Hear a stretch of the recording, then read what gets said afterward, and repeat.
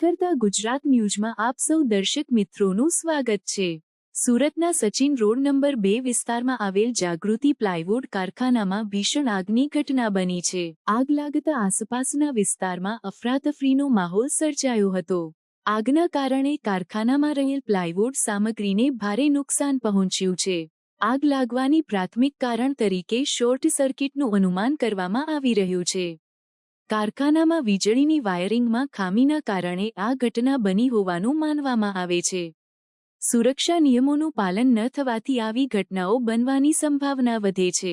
આગની જાણ થતાં જ ફાયર બ્રિગેડની 3 ગાડીઓ ઘટના સ્થળે પહોંચી હતી।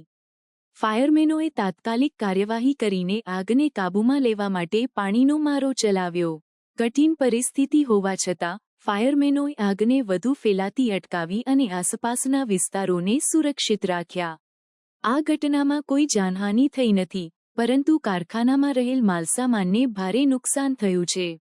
આગની ઘટનાને ધ્યાનમાં રાખીને કારખાનાના માલિકોને સુરક્ષા નિયમોનું કડક પાલન કરવાની અને વીજળીની વ્યવસ્થાનું નિયમિત નિરીક્ષણ કરવાની સલાહ આપવામાં આવે છે।